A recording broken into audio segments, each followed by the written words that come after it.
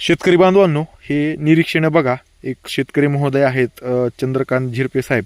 तर त्यांचा हा 10,001 खोडव्याचे 3 ऊस आम्ही काढले होते आणि डिजिटल हँड रिफ्रॅक्टोमीटर आहे आमच्याकडं. त्याच्यावर ह्याच्या सगळ्या रिडिंग ज्या आहेत त्या आम्ही तपासणी केल्या. तर तपासणीमध्ये बघा, पहिला जो काही ऊस आहे त्याची बॉटमची रिडिंग आली 12.4, त्याच्यानंतर 8व्या कांड्यावरची 12.9 आणि सेंटर पण तेच आलं. आणि एकदम लास्टचं जे काही आहे म्हणजे वरून 8व्या पानाला जे काही चिटकून असलेलं कांड आहे त्याची 13.5 आली. असंच आम्ही त्याच शेतातला दुसरा एक ऊस 10,001 ओरिजिनल तपासला, त्याची 13 आली. त्याच्यानंतर 8व्या कांड्यावरची 15.1 आणि टॉपचा जो काही म्हणतो आपण तो जो आहे तो 12.6 आली. आणि त्याच शेतामधला पण पांढरी माशीचा प्रादुर्भाव इतर त्या ह्या दोन व्हरायटीच्या तुलनेत अत्यंत कमी असलेला, तर त्याचं जे आहे ते ब्रिक्स बघा 16.3 आला, 16.2 8व्या कांड्यावरचा आणि लास्टच्या कांड्याचा आला 9.3. तर ह्याची सरासरी जर आपण काढली किंवा हे पाहिली तर ज्या व्हरायटीमध्ये प्रादुर्भाव जो आहे तो कमी होता किंवा ज्या ऊसावर प्रादुर्भाव व्हाईट फ्लायचा जो आहे तो कमी होता, तर त्याचे काय निरीक्षण आहेत तर हे या ठिकाणी जे आहे ते वसंतदादा शुगरनिष्ठचे शास्त्रज्ञ आदरणीय सुरेश मांडे पाटील साहेब सुद्धा या ठिकाणी आहेत आणि शेतकरी महोदय सुद्धा आहेत. आम्ही प्रादुर्भावाचे निरीक्षण सुद्धा दाखणार आणि शेतकरी सुद्धा त्या ठिकाणी ते सुद्धा त्यांनी निरीक्षण ते सांगतील. तर काय रिकव्हरीवर ह्या पांढऱ्या माशीचा परिणाम होऊ शकतो, साखर उतारावर काय परिणाम होऊ शकतो, हे लाईव्ह या ठिकाणी जे आहे ते सायंटिफिकरित्या सिद्ध झालेलं आहे. तर त्या संदर्भात आपण थोडीशी चर्चा करू. तर साहेब, आपण आता 3 व्हरायट्या म्हणजे एकाच ह्या प्लॉटमधले 3 ऊस आणले, ज्याच्यामध्ये की सगळ्यात जास्त हा जो आहे तो प्रचंड मोठ्या प्रमाणामध्ये प्रादुर्भाव जो आहे तो पांढऱ्या माशीचा झालेला आणि त्याच्यामुळे पूर्ण काळी जी आहे ते बुरशी ह्याच्यावर वाढलेली. त्यात नंतर दुसरं जे आहे ते तुम्ही ह्या हातात पान असलेलं आणि हे जे आहे हे दुसरं एक ऊस घेतलेला, ज्याच्यावर काळी पूर्णपणे पावडर जी आहे ते बुरशी वाढलेली आहे आणि अटॅक प्रचंड मोठ्या प्रमाणामध्ये झालेला.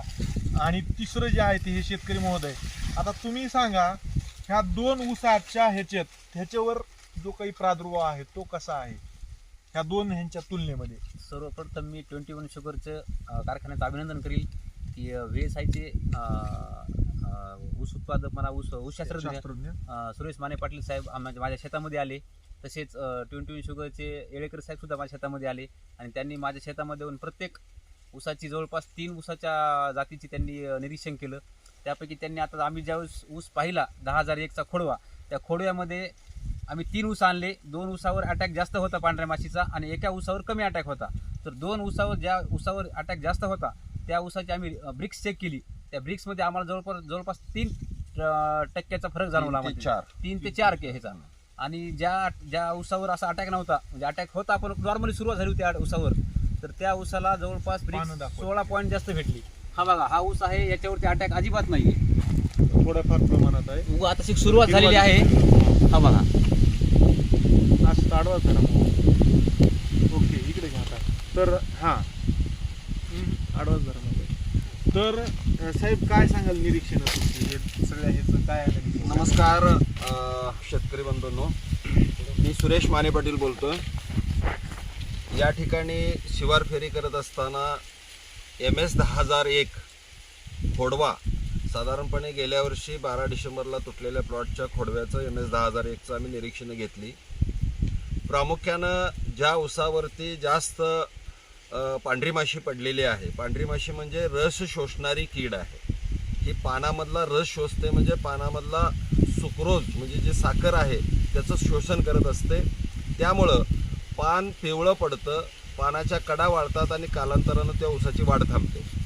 तर या ठिकाणी आम्ही 3 ऊसाचं निरीक्षण घेतल्यापैकी पहिला जो ऊस होता ज्याच्यावरती पांढरी माशी जास्त पडलेली होती, तिथं निरीक्षण सरासरी असं दिसून आलं की तळाकडची कांडी जी आहे आणि 8वी कांडी जी आहे त्याच्यावरची सरासरी मी काढली, साधारणपणे 12.5च्या आसपास ब्रिक्स दिसतोय. तुलनेमध्ये ज्या ऊसावरती तांबेरा पडलेला पांढरी माशी पडलेली नाही त्या ऊसाचा ब्रिक्स घेतला तर याची सरासरी मी काढली, ही साधारणपणे 16.2च्या आसपास सरासरी येते. म्हणजे 12, 12.5 आणि 16.2 म्हणजे सरासरी 12 4 16, 4 ब्रिकचा फरक पडलेला येतो या ठिकाणी आम्हाला दिसून आला. म्हणून शेतकरी बांधवांना माझं आव्हान आहे की आपल्या भागामध्ये पांढरी माशी जर पडलेली असेल तर रिकव्हरी कमी होते म्हणजेच तुमच्या ऊसाचं वजन घटणार आहे. तुम्ही असं समजू नका की कारखान्याचं नुकसान आणि आमचं काय त्यात नुकसान आहे. पण रिकव्हरी कमी होणे म्हणजेच ऊसाचं वजन कमी होणे. यासाठी येणाऱ्या काळामध्ये पांढऱ्या माशी नियंत्रणासाठी आपण काम केलं पाहिजे. त्यातल्या त्यात मित्रकीड म्हणून बाजारामध्ये क्रायसोपरला कार्ने नावाची एक मित्रकीड मिळते. एका डबीमध्ये 1000 अंडे असतात. प्रादुर्भाव जास्त झाला तर 2 डबे घ्याव्यात, म्हणजे 2000 अंडी शेतामध्ये चारी बाजूने 5-6 फूट 6 फूट 7 फूट 8 मध्ये जाऊन वरून 4थं किंवा 5वं पान धरून त्याला पान असं ओढायचं आहे. थोडक्यात असं पान ओढून ह्या बेचक्यामध्ये जर आपण अशी अंडी सोडली, एक चमचा असतो त्यामध्ये, चमच्याच्या साहाय्याने जर अंडी सोडली तर त्यामध्ये जे क्रायसोपरला कार्नेची जी मित्रकीड आहे त्यातनं बाहेर पडणारी जी मित्रकीड आहे ती बाहेर पडल्यानंतर पानाच्या मागच्या बाजूला पडलेली पांढरी माशी आहे त्याचं नियंत्रण करण्याचं काम चांगलं करते. म्हणून पहिलं काम शेतकरी बांधवांनी मित्रकीड क्रायसोपरला कार्ने मित्रकीडीची अंडी शेतामध्ये सोडावीत, हे काम करावं.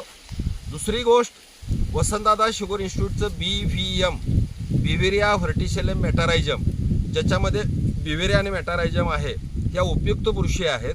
याची जर फवारणी जर केली, थोडं गुळाचं पाणी टाकून किंवा स्टिकर टाकून जर फवारणी केली तर ह्या जे पांढरी माशी आहे त्याचं नियंत्रण करण्यासाठी काम करते. याच्या व्यतिरिक्त नैसर्गिक एक ॲसर प्लॅनिया नावाची एक मित्र बुरशी आहे. ती बुरशीसुद्धा काम करते, निसर्गामध्ये ती वाढत असते. आणि यातनं तुम्हाला जर जैविकचा काहीच पर्याय राहिला नाही तर बाजारामधल्या चांगल्या कीटकनाशकाची फवारणी करावी, रस शोषणाऱ्या कीटकनाशकाची फवारणी करावी, जेणेकरून तुमच्या या पांढऱ्या माशीचं नियंत्रण करण्यासाठी मदत होईल. धन्यवाद शेतकरी मित्रांनो.